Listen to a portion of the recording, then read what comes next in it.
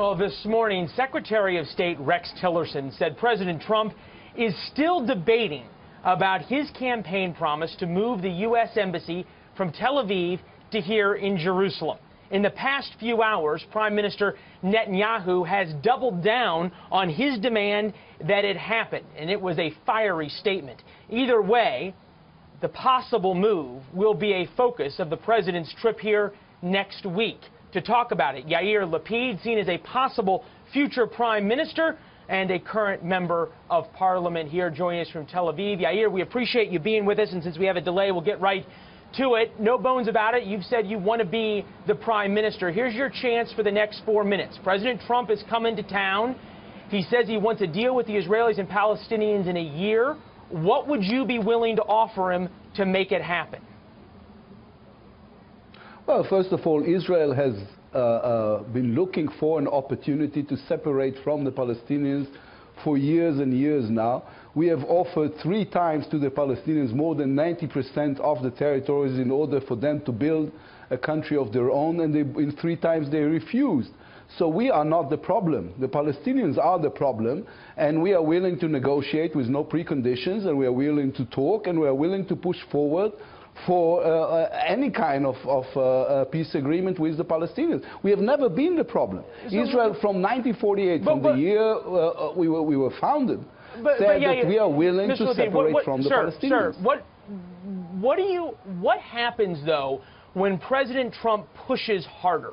Obviously, you all have offered, as you said, about 90%, 95% of what the Palestinians want in each one of these cases, and yet they've said no. So what happens when President Trump says, that's not enough, I want more? Should Israel be willing to offer more?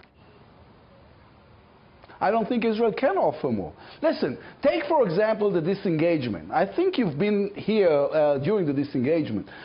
We have done whatever the world has ever asked us to do during the disengagement in 2005 and 2006. We left the area, we left Gaza, we dismantled the settlement, the army left. You know what? We even left them with 3,000 greenhouses for them to build an economy for themselves. And instead of doing so, they fired 15,000 missiles on our children and women and elderly. So if we want to push further, let's push. Let's push the Palestinians towards an agreement. Okay, so these are essentially the same talking points we hear from Prime Minister Netanyahu, and I understand where you're at, but my question is, what happens when President Trump pushes harder? And there was a little bit of, shall we say, a foreshadowing to that in Haaretz, the main daily newspaper here. One of the key columnists wrote a piece about what might happen, and he said if President Trump does not like what he gets from the Israelis, he sort of supposed what President Trump might tweet out. And this is one of the things that he came up with. Netanyahu's tried long enough. It's time Israelis gave someone else a chance, like America. Is Yair Lapid the guy? So conceivably, there's a chance that you run into a situation where President Trump feels as though the Israelis haven't offered enough. So you think that you'd come back with the same thing and say, look, this is the most we can do. We're done. It's up to the Palestinians.